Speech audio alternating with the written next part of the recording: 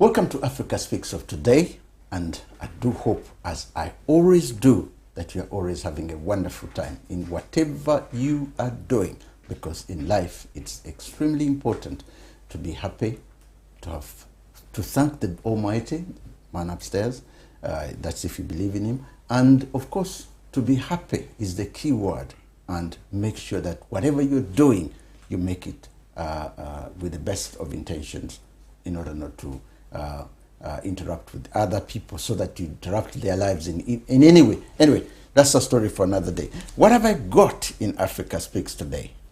And before I go there, I have to let you know that Facebook will go off in a couple of minutes after this. And you can follow us on YouTube. Don't forget that. Follow us on YouTube immediately after this. Now, African tribes, the key to African development. I repeat that. African tribes, the key to African development. Mark those words, the key, because we never had the Western democracy in Africa, but Africa was existing, and there were good leaders in Africa, there were chiefs, there were, name it, kings and so on and so forth. Now, the question is, as we are going to try and see that we answer that question with the gentleman I have in the studio. Now, Africa has over 5,000 tribes, and each is unique in its own way. Remember that. Others, like the Zulus, the Asante, the Baganda, are well known, while others are not. They are small tribes, but they are still existing. Now, the Bagisu in eastern Uganda are well known in Uganda and in East Africa because of the male circumcision season that is well known in the region. And of course, if you're living, and another thing is that they live close to Mount Elgon, the mountains. Now, why do we need to learn about these tribes? That's another question. Why do we need to learn about these tribes? The simple thing is they're well organized. You may say not, but accordingly, from what we read and from what we see, they're well organized in their own way. Now, maybe they hold the key to Africa's development that top politicians have failed to master. Remember that. Top politicians in Africa are a different breed. Corruption, you name it, everything is among those. Now, the unity that most tribal members have is not the same as throughout each country. The unity of that. If you go to Somalia, for example, you'll see that so many tribespeople are so united, but then they are different. One tribe is different from another. You go to other parts of the world, you're going to find that, okay, there may be infightings, but somewhere along the way, they will fight you if you're an outsider, and the unity is still there. Now, how can countries transfer this to their countrymen and women? Now, top countries like Uganda is a good example, Tanzania and all the others. Can this be transferable, this unity, so that it becomes a unity for the entire country? Is it transferable? Now, with me in the studio is Michael Materesi, Umukuka's representative to the United Kingdom and Europe. I must say, Materesi, of course, is a Mugisu by tribe, and the tribe we are going to see how everything goes about is the Bagisu. But we also look at other tribes, not just in Uganda, but elsewhere. What kind of unity these tribes have had over the years. I want, first of all, to begin with this. Tell us about yourself before you became the representative of Umukuka, by the way, is like a chief or a king. A king. A king in Bugisu. Tell us about yourself first, then we look at how successful the Umukuka is. Right. So, Steve, I must thank you for inviting me to the studio today, and I'm impressed with what you do here. Yeah. It's very good work. You're silent heroes. Yeah. For the development of, nobody has ever praised me. Yeah, well done. I've been seeing most of your YouTubes here and there. Yeah. So very good, well done. Yeah. My name is Michael Materesi. Yeah. As you said, I am the chair of Bamasaba, who are resident in the UK. Okay. But I'm also the representative of our Umukuka, who we call King. Yeah. That's the Jude Michael Sir, Mudoma. Sir Jude Mike Mudoma. Mudoma, okay. The third. Yeah, he's representative in UK and Europe. Okay. That's my voluntary work. Professionally, I was originally an accountant. Okay. I was a finance manager in a local authority here, in the education department. And then I stumbled upon another profession. Yeah. And that's procurement. All right, all right. So I changed from finance to procurement. Okay. And I was thrown at the deep end of that profession. All right. Managing staff who even knew more than myself. So I had to do the exams and all that. Passed, became a professional procurement person. I struggled in the beginning, but I'm now okay. And right now, the senior commercial lead. Wow. Of an organization called the Care Quality Commission, that is CQC. I report to the Director of Commercial and Contracts. So, in the name, without calling in other words, I'm like an assistant director to him. Oh, right. I deputize for him in his absence. In his absence, I'm one of the 3 reports to him. Yeah, my role, of course, that involves establishing commercial initiatives, managing key partnerships, driving value for money, okay, making sure that I foresee a number of key business landscapes to drive value from that. Okay. So that's my professional background. All right. I'm a father as well.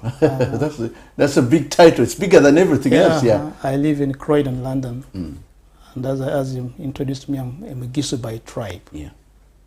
Yeah. From Uganda. Okay. Now, our focus on today's program, the Bagisu have been very interesting. And by the way, I have to say that my mother is a Mugisu, and from Buwalasi, and I spent my childhood in Buwalasi.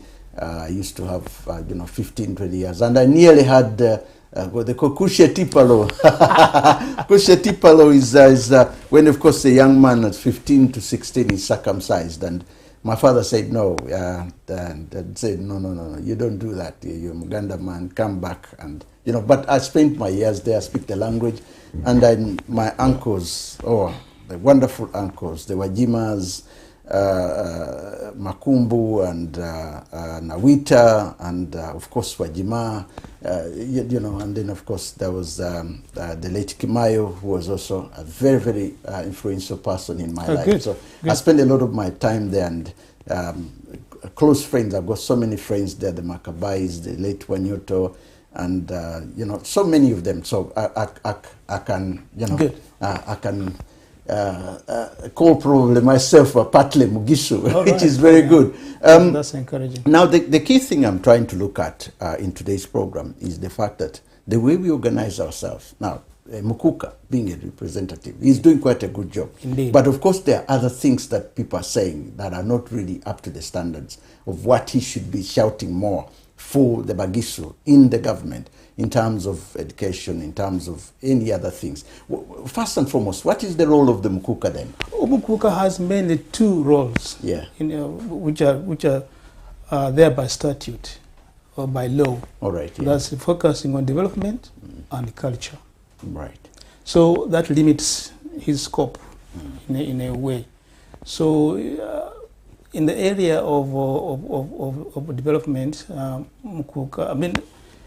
Umukuka has a strategic plan in place. Yeah. For example, from a 10-year strategic plan from 2023 to 2033. All right. That's a 10-year strategy. He'll be focusing on the youth, making sure that the youth are quite employed, they get skills, their skills are quite used. He doesn't get money from the government? No. Very little money indeed. So he has got some challenges when it comes to funding of his developmental work. He gets money from the government, but that's limited to only his salary. Oh, really? Okay. So we don't have any other income streams for other developmental challenges that he has to undertake. So he's reduced to the role of just advocating, saying, can you, only if there is money. Yeah.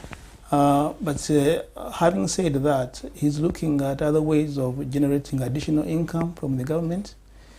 You know, the government is what they call cultural legislation 2023. Yeah, yeah. I think gives cultural leaders across Uganda a certain amount of money. Yeah, but that's more or less personal kind of money. Not real. Yeah. It comes with the guidelines as to how that money should be used. But it's so little to do what Umukuka is supposed to do for in the area of development. Now, in terms of generating income, I'm a Muganda by tribe, and I've seen what the Baganda are trying to do. The Kabaka of Uganda has land, and the Baganda have raised a lot of money. There's even a dinner, by the way, which is about to take place in Manchester. Yeah. The money is generated through other means, and that money helps not just the kingdom, but it helps in other areas like school. There are schools which are built, which are under the Uganda government. There are small hospitals. They even open a hospital. I think in April, I was there in April when they were opening a hospital, which is entirely run by the Kingdom of Buganda in one region. So I'm looking and saying, look, is there possibility of the Bagisu also combining and raising money for such projects? Yes, I mean, there's a possibility, yes, I should say that. But of course, we can't really compare ourselves to Baganda. Why not? Baganda are so well organized. Yeah. They're more than us in the UK in numbers. I think you have 20,000 or so. Yeah, but I checked this. There's so many Bagisu in South Africa as well. There's so many Bagisu, but those in the UK, I could say there are some generational challenges. All right, yeah. In terms of gaps of knowledge, in terms of gaps of ties. All right. Back home. So the support that we have may be uneven. There are some colleagues who are committed. Yeah, and the others are not. And there are some that are not committed. Yeah. So we need those organizational challenges, to overcome those organizational challenges, to make sure that colleagues to participate. And that is one of my challenges as a chair to bring them together. To bring them together, yeah. We have a WhatsApp group that we use to communicate amongst ourselves. But the active members are a few. A few. Yeah. But it is my role to try and bring them together. And if there is something that can easily done, even in Mbali itself, in Bugisu itself, because as they say, charity begins at home. Most of what you see, even here in the UK, in the Baganda, in America, and so on, most of that started from home. So that by the time people come to the diaspora, they already have that giving attitude. It should be there. So if it starts in Vuarasi somewhere, or in Bududa, or in any of these provinces, I say, look, each of these, how many? There are about 4 provinces in Bududa. I think about there, yes. But we've been segmented. We've been segmented in too many other areas, so I've lost count. Okay. I think I've read about 4 or 5 in Bududa and so on. So if the help comes in from these smaller ones, and then it suddenly expands, because if something is done and people can see that it's rising, then the chances of people putting money into it becomes much better. But if there's nothing being done on the ground, this is where the difference is with the Baganda. And I've also seen with the Somalis as well now, because when I interviewed a Somali guy here, he was telling me, we put an infrastructure on the ground first. Then all Somalis around started seeing something coming, and they said, okay, I'm giving you £20. Okay, I'm giving you £50. But is there no such structures among the Bagisu? There's not much, but I can say that I think that's a very good observation. That's a very good example you are giving. There is an organization that's coming up in Mbale, Bagisu, which Umukuka is supporting very much. It's called Bahana Bagisu. Bakana Bagisu? Yes. Meaning girls from Mbale. From Bugisu, Girls from Bugisu. Yeah. and the target is many professional girls around the world. And it is led by Professor Florence Okoko. Studied still. She's based in Georgia, America. There are many professional girls around the world that have joined that group, who have a gisu, that have joined that group. And Professor Okoko in America is my equivalent. She's also an envoy for Umukuka in that capacity. But she has coordinates what's happening on the ground in that area. Raise your voice a bit.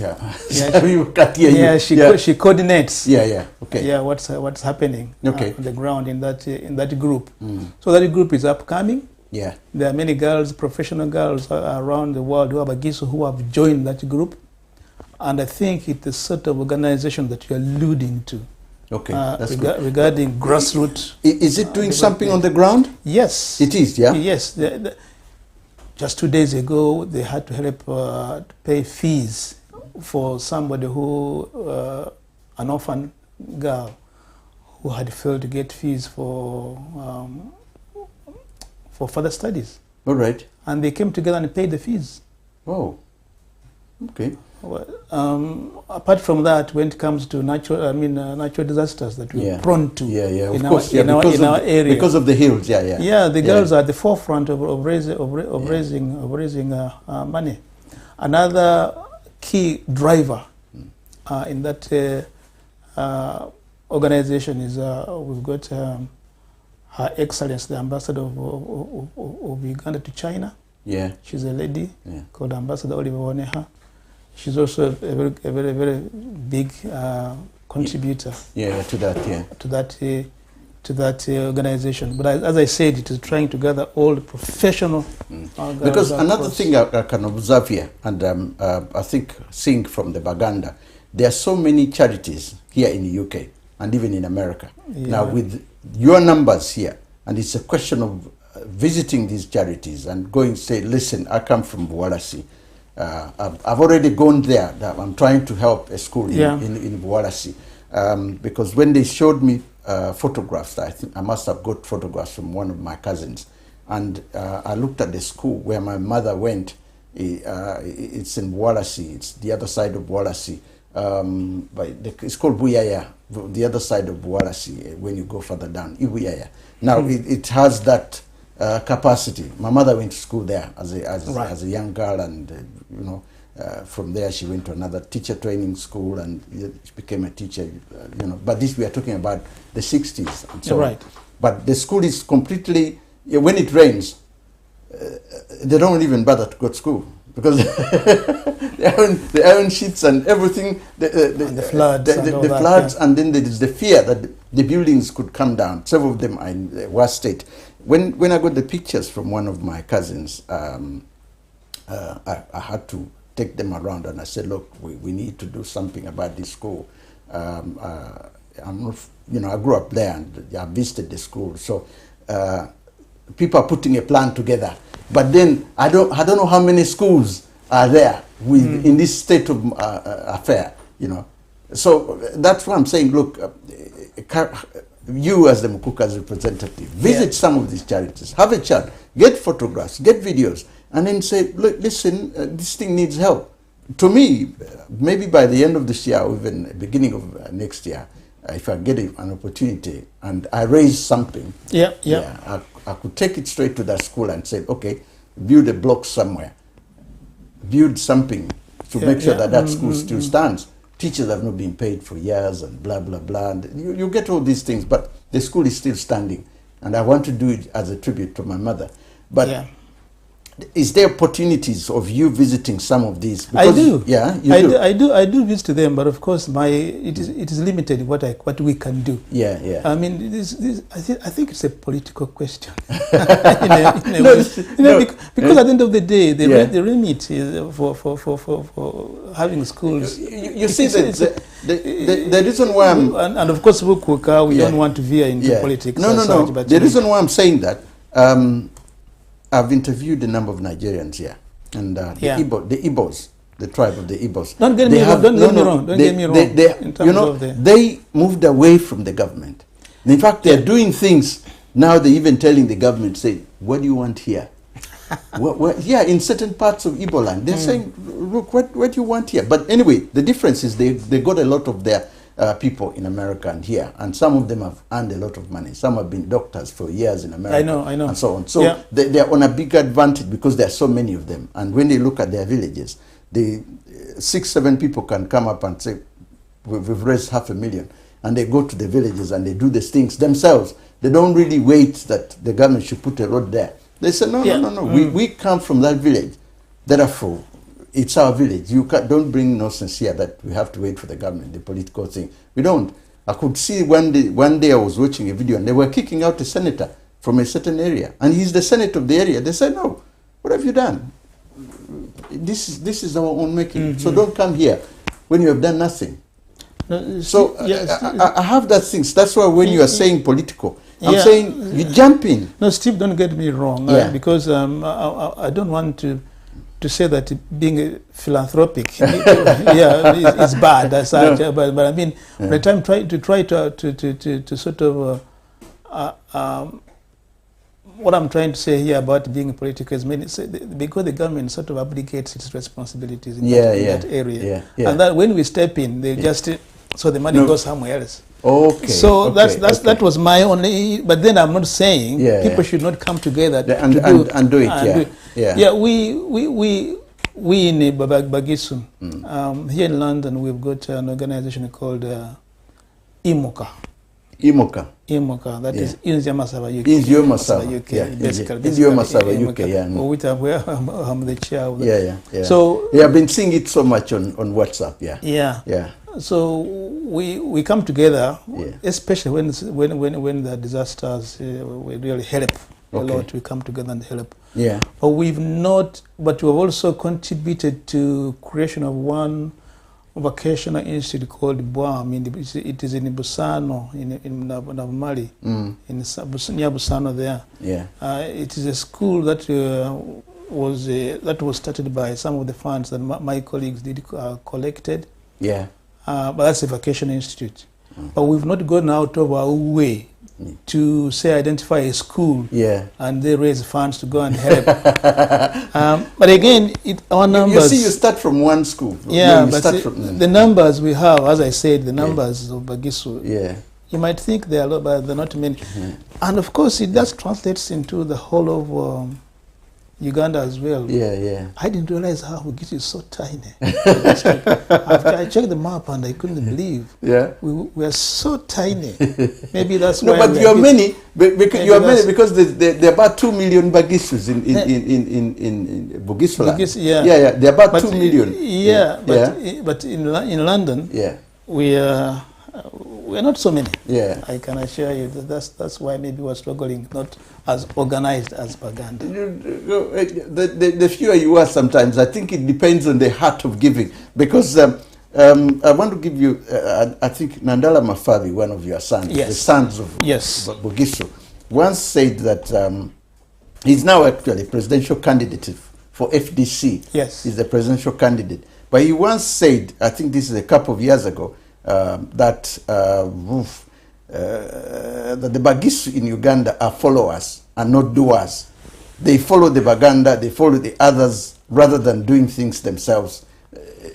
Is it right in this kind of making a statement of this nature? I don't think Nandala said those particular words. But I think his messaging to us Bagisu is that we are not assertive enough. Okay, that's what he meant. That's what he meant. I think he means that we are not so assertive in the area of political leadership. In the area of development. In other words, rise up. And fight for and be counted.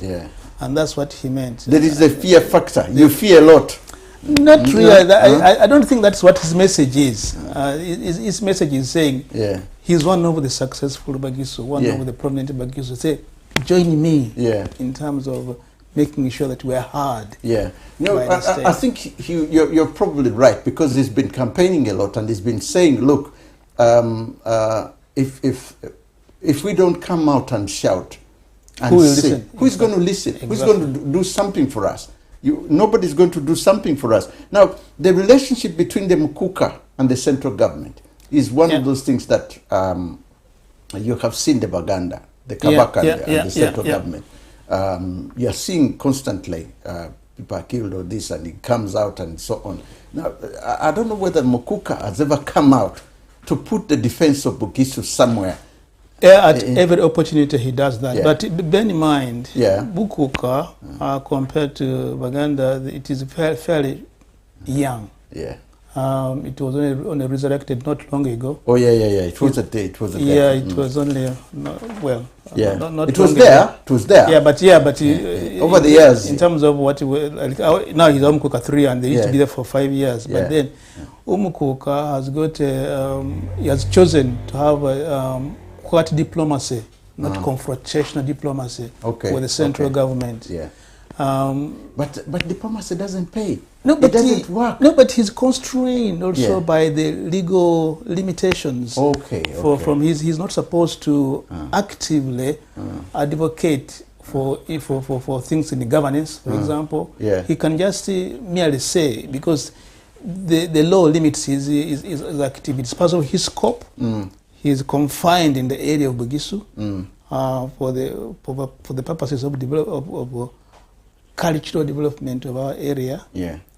But also development, but he can only say. Yeah, of course. But he can't actively confront the government. No, of course but not. The strategic quiet diplomacy that he does, for example, he has appointed some from other DCs to his cabinet. He meets the president and was congratulating the president for giving us, we had an Imbal celebration. They gave us 300 million shillings to celebrate. Yeah. Where did the money go now? for the ceremony, for the celebration. Just a one-off for celebration. Yeah. And Umukuka, by the way, our Umukuka is a dean of all cultural leaders in Uganda. And by virtue of that role, he has got a bit of visibility. When he moves around. No, you see the reason why I inquire that, because I've been seeing a number of videos appearing, and several Bagisu. There's even one which appeared, and somebody was so no, I mean, we don't want Mukuka is not. So there was a lot of that, and in my mind I was saying, okay, the man is saying he's not. He was that Mugisu man I saw, and another one. They were so bitter, you know. Umukuka has. These are some of the things that limits his activity I get your point. Around the world. He has got some what I would call institutional challenges. Internal challenges. There are some people who are challenging his succession to the throne. There are some court wrangles going on. That's one of those. Which is challenging. Then again, of course, the limitation of the law itself, in terms of limiting his activities as well. His scope confined in a specific area, and then the institutional challenges he has got. And then the legal what he can say he can do. But then one thing that is he uniting the Bagiso to be together? Has he united the Bagiso? This is what I'm talking about, the institutional challenges. Because there are colleagues there in there who challenge his success. So that contributes to fragmentation of the community. And that's what he's trying to do. Otherwise, he's a symbol of unity for Bagiso. But there are those challenges that he's trying to address before we come together. Without those challenges, of course, would be quite united. Because it doesn't make interesting reading and seeing. And of course, you will note that I think amongst all the outgoing Bakukukas, his reign, he's been there for only 2 years. I think he has done a lot in those 2 years. In those 2 years. Compared to the previous one. Therefore, he's on the board. Okay, in the fact, I will maybe list areas where he's done a lot, but particularly in the area of education. In education, he's on the board of the Ibanda Council, Ibanda University. He's on the board, and through there he has got a lot of scholarships. Okay. For about 80 scholarships for our people. And then he has forged some partnerships with external bodies, also on getting scholarships. From South Africa, he got a number of scholarships, PhDs and masters. In South Africa. Because there was money that was said that was raised in South Africa. I don't know how far that whole thing, because again, there was another Mugisu. Because I hear all these things, I get them when I send them to the various social media. I say, Baba, you can ask them how much. Yes, again here say. There is a lot of that. Sorry about this. It's we've raised money and it's not reaching home. These are things which, when you read them, when you see them, somebody said about them, you feel okay, but nobody's coming out to defend them. Because they don't have evidence. Oh, right. It is lack of evidence. Just hearsay, which is again spoiling everything. For example, hearsay is no good, and that is what is bringing us down as a Vakiso. Yeah. And that's what the Umukuka is trying to fight. Now, the next, maybe as you said, the 10-year development programs that he has. You've mentioned the youth. You've mentioned the schools. The youth, particularly, that area of set is Africa's biggest problem. Yeah. So few leaders, even I should say the entire Africa, are not doing anything. Tanzania recently, the majority of the those who were actually demonstrating were youth in Uganda and Kenya and Tanzania. The youth structure is really encroaching on not just one region, but all the entire African regions. Any ideas if Umukuka has that in mind? Well, how is he going to tackle that? No, Umukuka is, well, the area of education I mentioned about. For example, he did preside recently over the graduation of about 480 youth. Okay, that's great. In the areas of tailoring, vocational employment. Yeah. In tailoring, in carpentry, in hair design, in bakery and confectionery and all that. He did preside over that. But at every opportunity that he gets, he wants to also promote the opportunities of the youth. Yeah. For example, he has implored the powers that be in our area who look after the government grant called a Myoga and PDM, was it a parish development model? Yeah. He has made sure that they should focus on the skills of the youth when they assess distribution of those funds, so that the youth get empowered to do something for themselves. And as I said, the areas of education and strategic partnerships, I've mentioned South Africa, I've mentioned Ibanda University, for example. Here in UK, he's in partnership with the University of West of England. Okay. They have visited the kingdom about 3 times. Yeah, I missed them when they were here, when he was here the last time. Yeah. I missed them, I'm trying to also think of alternatives that there are companies in Mbale. The Bugisu Cooperative Union is coming back here. And there are other companies now that have developed.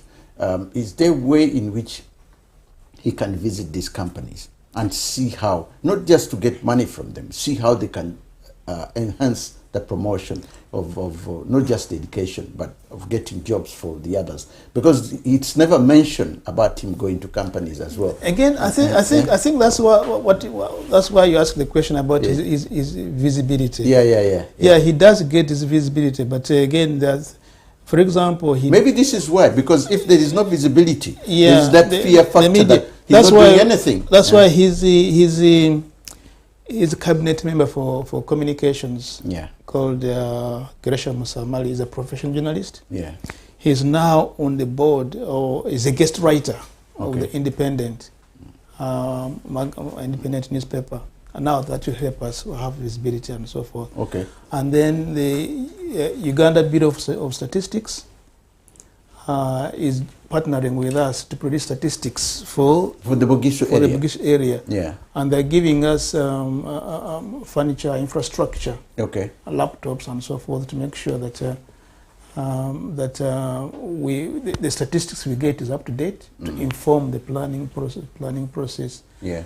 And you may be aware that we need a statistic. We did a census not long ago in Uganda. Yeah. And that's a couple of years ago. Yeah, we did. Yeah, the laptops that were used in the census, there were 8,000 of them.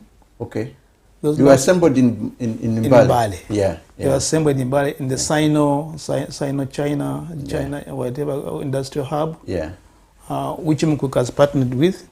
Okay. When Umukuka came on the throne, they gave us 20 million to refurbish Umukuka's house.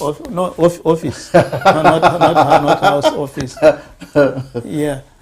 So I was saying about those laptops. Yeah. UBOS, the Uganda Bureau of Statistics, has given them back to Mbale, to Bugisu, to Bugisu now, because the statistics, I mean, the census is so they already dealt with it. So that we can get them back to, and that's why they're giving us infrastructure, kind of desks and so forth to make sure. Now, the thing about it is that I want us to go back to the main topic of today's discussion. That is, if we are looking at that, all these bringing in, which I've been showing you, comes back to the same question. African tribes, do they hold the key to because if Mukuka is successful and the Baganda, the king, is successful, and then the Musoga as well, you're looking at structures within the regional development whereby the biggest problem we have always faced is the central government is the bulk. The bulk goes in and sometimes it doesn't go to where it's meant to be. I know that is politics, and you're not a politician. But the thing is that if you can generate it from your areas, which I can see is not happening in Bugisu, there has to be changes that have been made so that that brings personal development, not just individual, but the entire region, the region of Bugisu itself. When it comes to development, of course, that's one of the areas that Umukuka is responsible. But however, is not able to move forward with full throttle because of lack of facilitation. I can get that. Yeah, but if he can advocate. But without means to do that, it is impossible. He talks around. He talks about heritage, about development. I had a friend who came to me years, I think last year, and they wanted to develop. Bugisu being a mountainous region, and people here, as you're aware, Britain, most of Europe, they got so many people who climb mountains all the time, and they wanted to use the base of Mount Elgon, like the way they have done it in Tanzania, climbing Mount Kilimanjaro. But one of the first person they approached are the representative of the Umukuka, if they can help, because this would have bring in a lot of tourism, for example. But then again, it's like, oh no, somebody sent them to go to the government instead of, and they said, but you're the people in the region. Well, but again, and I can see why the whole thing didn't go through, because as you're saying, he's limited. Indeed. But the man in Buganda, if you come and go approach the Kabaka and say, oh, we're doing something, trust me, he's not going to wait for the government.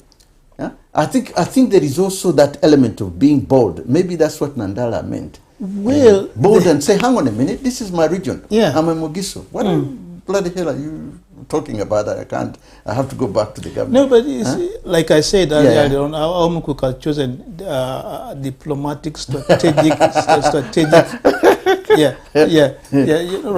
strategic. I mean, rather than confronting the government. No, but what I'm trying to show you here, I'm not challenging you on that. But what I'm saying is that there are certain things where you have to be bold. And but normally you are bold when you have something relying on. Baganda have the money and have the numbers. Have the numbers. We don't have those numbers. We don't have the money. We are coming towards the end of the program, and I want to say that. What can you say now in the 10-year development? You've already said that. But in immediate development now, in maybe next year or year after, what I think I think they think that there must be some tweak within the limitation of the legal thing for the Umukuka, so that they can give him room for maneuver outside the two areas of development and the culture. But then, what is again important is we need funding. To go alongside those two areas of remit. Otherwise, there's no point in saying it's developing funding. And then the third thing is when the Umukuka manages to overcome those institutional challenges I talked about, the legal wrangle is going through, then we shall be in a full throttle. The legal wrangles you mentioned. Turbocharge our development and unit and community. I need to meet the Umukuka at some point. Yes, I can make sure I can introduce you to that. That would be great. I'll probably put my questions across this, because we are hoping to maybe this next year to organize another get together Obama server in Europe. In Yoma server. And of course it will be graced by Umukuka. Yeah, that's great. That's great. I look forward to that as well. Hope I'll be around. I just want to say thank you very much for coming. Thank you. And talking to us about it. I just want to say thank you very, very much for viewing us, and I do hope we'll be together for another edition of Africa Speaks. Thank you, and may God bless you all.